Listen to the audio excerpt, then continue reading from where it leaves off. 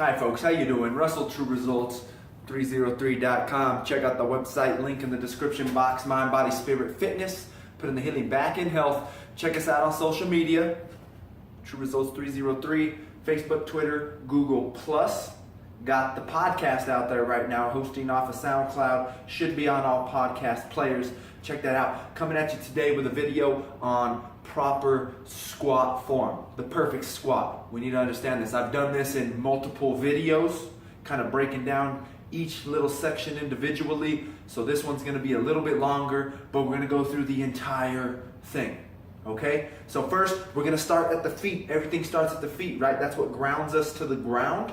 So we need to understand how the feet work. So maybe we'll angle it down. So first off, we just want to make sure that I guess I'll get myself out of the camera here so you can see my feet.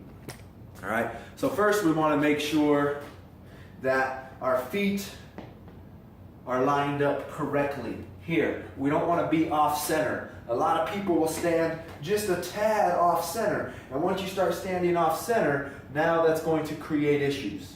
Okay, so if you've got a line like I do in here in my garage, you can see this line. You get your toes lined up with that line.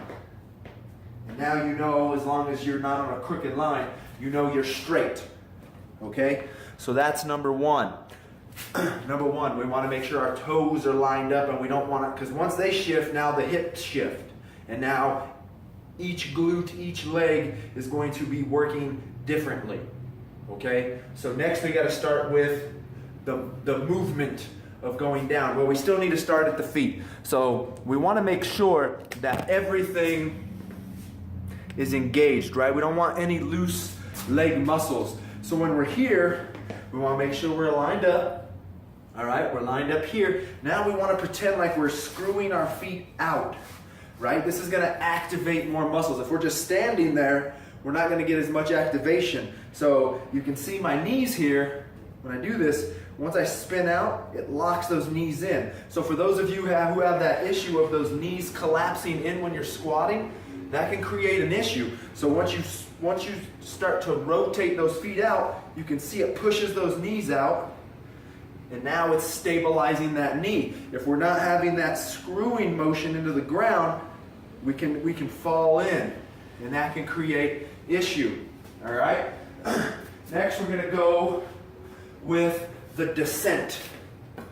Right, going down to the ground. I'm going to come back up again because I'm going to have to show you the hips first. So a lot of people, this is our main issue from the side.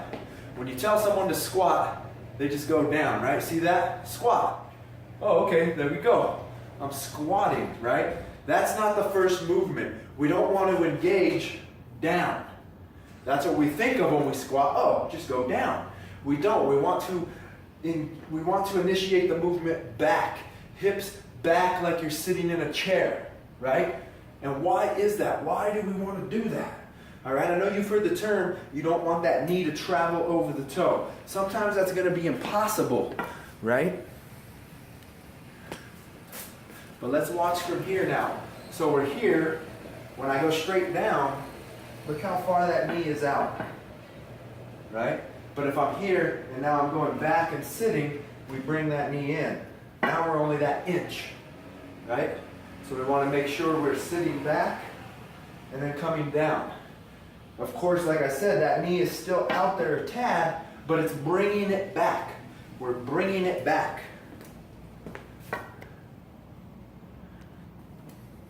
So I hope that makes sense, right? So now we've got our feet are lined up. The toes are even, right? We're screwing the legs out. That's going to help prevent the knees from collapsing in. Now we're sitting back, bringing the knee closer to the toe. All right. Next is that arch in the low back. This is the big one. You know, whenever you tell anybody you need to have correct posture, all they really do sometimes is arch their back. If you've already have major back issues, you don't want to be arching your back. That's creating more tension and more issues within there. So we want to make sure we find neutral spine. So pushing the butt out, tucking the butt in here, finding neutral. We want to find neutral, okay? Next, we want that chest out big, those shoulders packed. right? That's what that's called, packing the shoulders. I have a video on this, but you know, it's just back and down or roll them and lock them in place. What does that do? Here, we're locking them in place. Now we have a stable shelf for the weight to sit on, right? If you just got those shoulders loose, now you have 100, 200, 300 pounds and your back is loose. Now you're gonna injure your back. So we want those shoulders rolled in and back and engaged. I like to pull the bar even into me, right? Like you're doing that lat pull down. So if you're doing a pull down, you're engaging those back muscles, so pull the bar into you.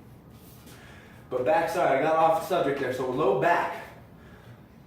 This is where we want to have the stick right on us, touching the back of the head, the mid-back between the shoulder blades, and the tailbone. All right? So now you can grab here, and you can see I got just enough room. Let's see here.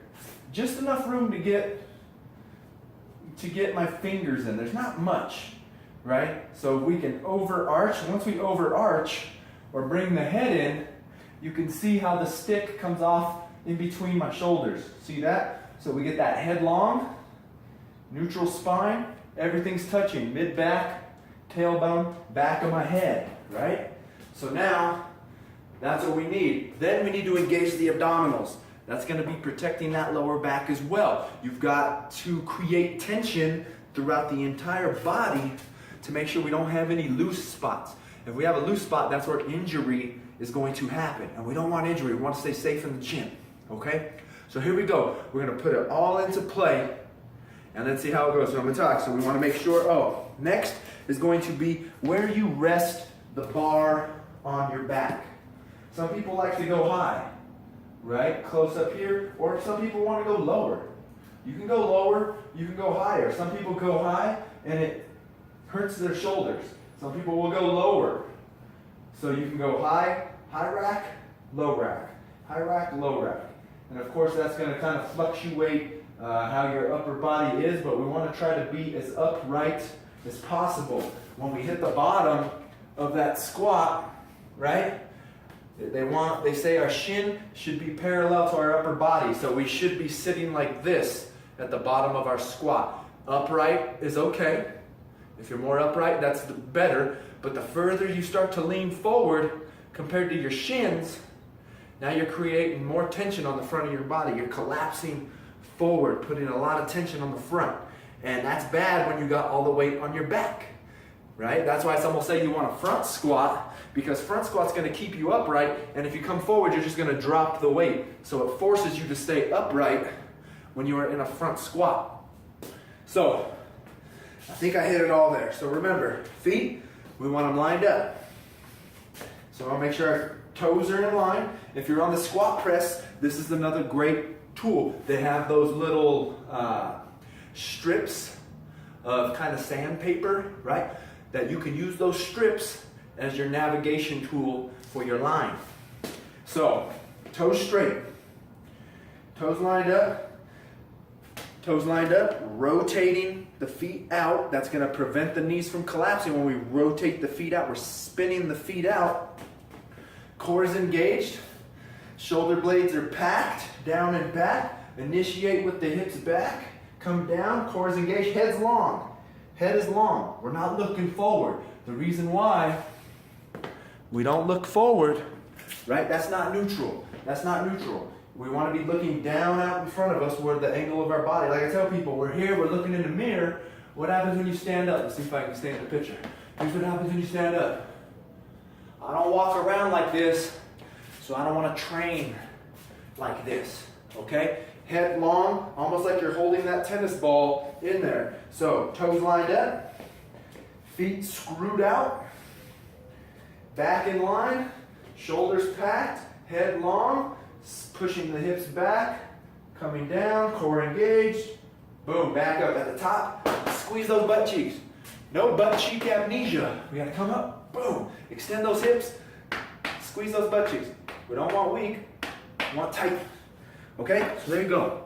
There it is, everything you need to know about performing the perfect squat. And then of course, we always want to make sure we're hitting parallel, at least 90 degrees.